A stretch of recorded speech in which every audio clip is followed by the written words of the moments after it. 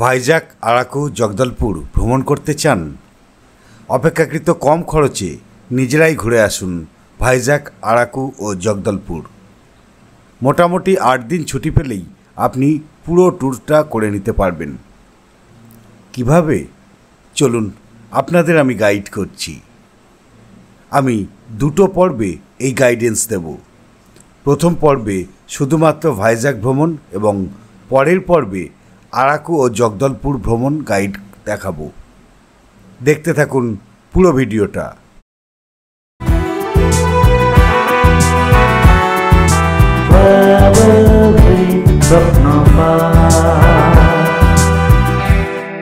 যে কোনো ট্যুরে টাইম ম্যানেজমেন্ট আর সঠিক ট্যুর প্ল্যান না হলে সময় যেমন বেশি লাগে তেমনি খরচও বেশি হয়। তাই ট্রেন থেকেই এটা শুরু হওয়া দরকার।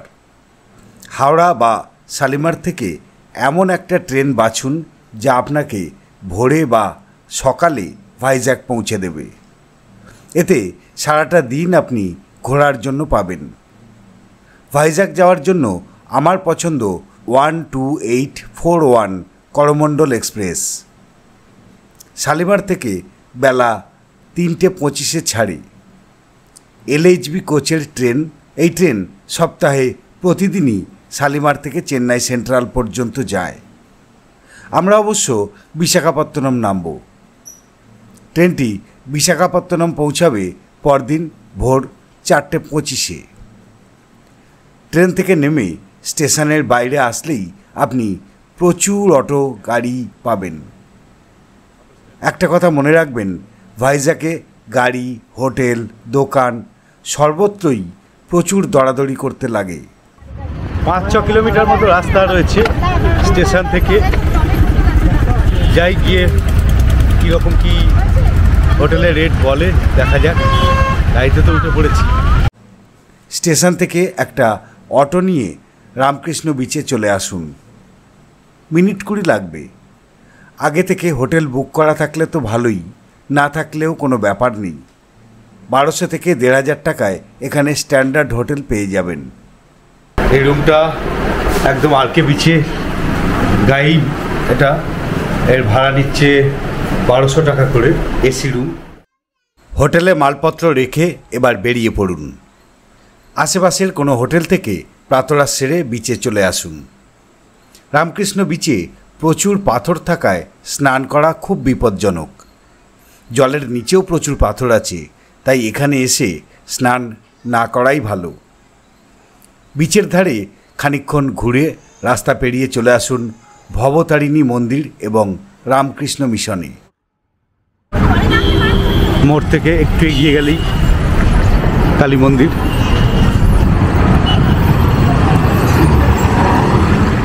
এই ভবতারিণী মন্দির, ভবতারিণী মায়ের মূর্তি রাস্তা থেকেই দেখতে পাওয়া যাচ্ছে। বর্তমানে এই রামকৃষ্ণ মিশন এই এলাকা ও বিচকে পরিচয় প্রদান করেছে। প্রথম ধাপে এই পর্যন্তই থাক। এবার হোটেলে ফিরে স্নান খাওয়া সেরে দুপুরে বেরিয়ে পড়ুন। ভাইজ্যাকে অনেকগুলো মিউজিয়াম আছে। সবই রামকৃষ্ণ বিচের পর থেকেই শুরু। পায়ে হেঁটে একে একে INS Kursura, Visakhapatnam municipal corporation museum, sea harrier museum, aquarium প্রভৃতি ঘুরে নিন।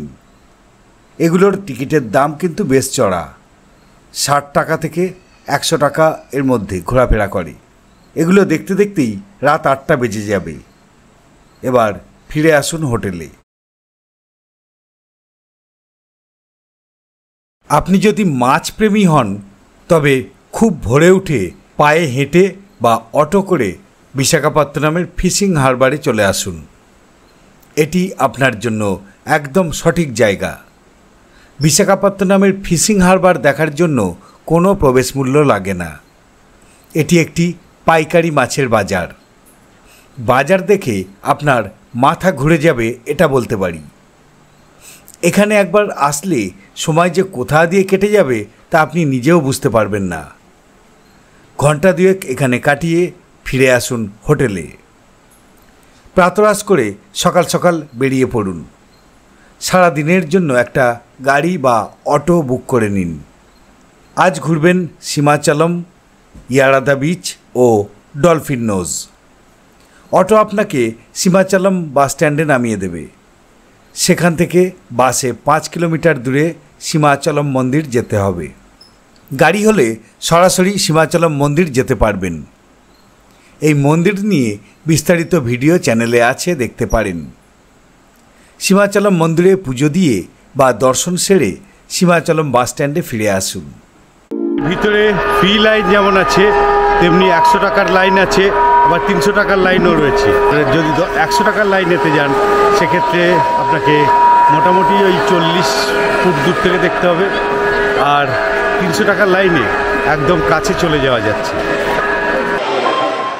পথে কোথাও দ্বীপ্রাহরিক ভোজন সেরে নিন।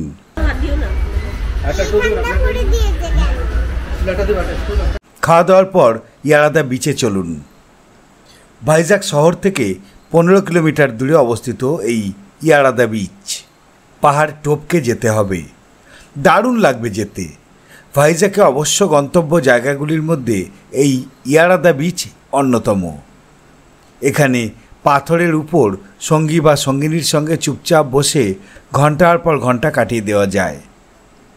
বিচের দুই প্রান্তে দুই পাহাড় যেন বিচের দুই প্রহরী। ভাইজাগের সবথেকে সুন্দর 3টে বিচের মধ্যে একটি হলো এই ইয়ারাদা বিচ। ইয়ারাদা বিচে 2-1 ঘন্টা কাটিয়ে এবার চলুন আজকের শেষ স্পট ডলফিন নোজ। এটি একটি লাইট হাউস। ইয়ারাদা বিচ থেকে 4.5 কিমি দূরে অবস্থিত এই ডলফিন নোজ। লাইট হাউসের উপর থেকে চারপাশের দৃশ্য দুর্দান্ত লাগে। ডলফিন নোজে ঢুকতে আপনাকে টিকিট কাটতে হবে। ঝকঝকে আকাশ থাকলে লাইট হাউসের উপর থেকে সানসেট খুব সুন্দর দেখা যায়। লাইট হাউস থেকে ভাইজাগ শহরের অনেকটা অংশ দেখা যায়। লাইট হাউস সন্ধ্যা 6টায় বন্ধ হয়ে যায়, তাই বিকাল 5টার আগে লাইট হাউসে ঢোকার চেষ্টা করবেন। ডলফিন নোজ লাইট হাউস দেখে এবার ফিরে আসুন হোটেলে।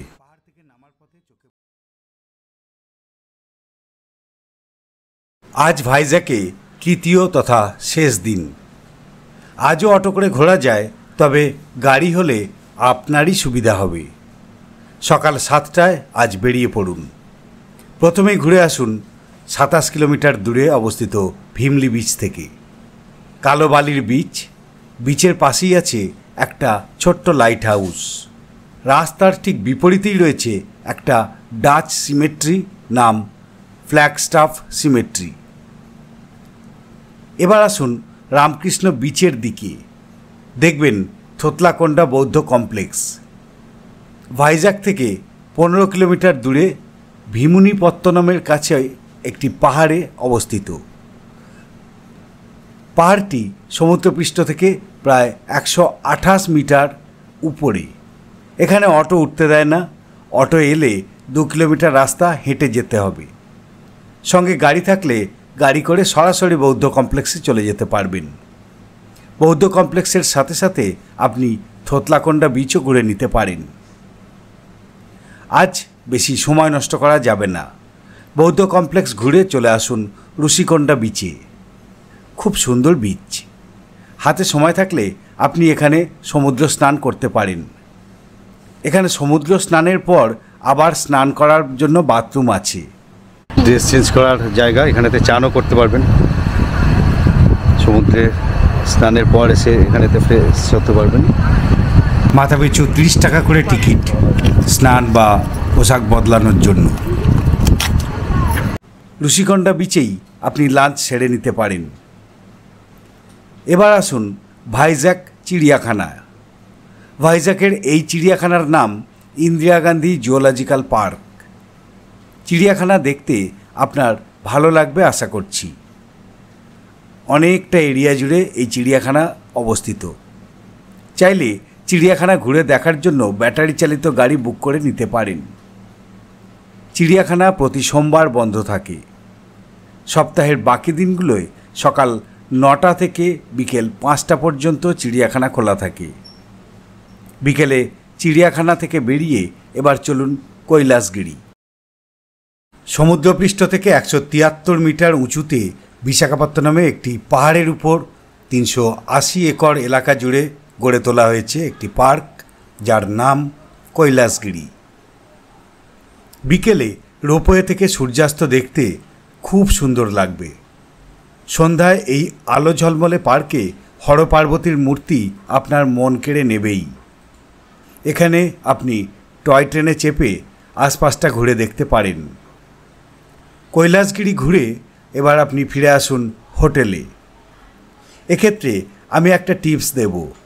আপনি আগে থেকেই রাত 8টা থেকে সকাল 8টা পর্যন্ত এই 12 ঘন্টার জন্য বিশাখাপত্তনম রেল স্টেশনে রিটায়ারিং রুম বুক করে রাখতে পারেন। রিটায়ারিং রুম বুক করা থাকলে সকালেই বেরোবার সময় হোটেলে চেক আউট করে দিতে পারেন। ফলে একদিনের হোটেল ভাড়া আপনার বেঁচে যাবে। রিটায়ারিং রুমের ভাড়া হোটেলের থেকে অনেক কম হওয়ায় অনেকগুলো টাকা আপনার বেঁচে যাবে। এবার যদি আপনি হাওড়া ফিরে আসতে চান তাহলে রাতের ট্রেন ধরবেন, আর যদি আরাকু যেতে চান তাহলে পরদিন ভোরে কিরণডুল এক্সপ্রেসে চলে যেতে পারেন আরাকু। আমি যেহেতু এই ট্যুরে ভাইজ্যাকের সাথে আরাকু ও জগদলপুর ভ্রমণ গাইডেন্স দেব, তাই আরাকু ও জগদলপুর ভ্রমণ গাইড পরের পর্বে দেখাবো। এই পর্ব আপনাদের কেমন লাগলো জানাবেন। ভালো লাগলে অবশ্যই একটা লাইক দেবেন।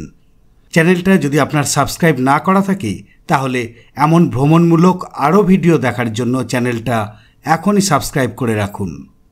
এক একটা ট্র্যাভেল ভিডিও নির্মাণের জন্য প্রচুর অর্থের পাশাপাশি অনেকটা মোটিভেশনেরও প্রয়োজন হয়।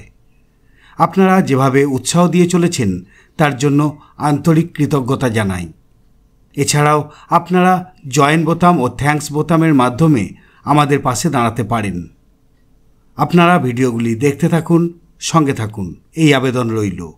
ভালো থাকবেন। ধন্যবাদ।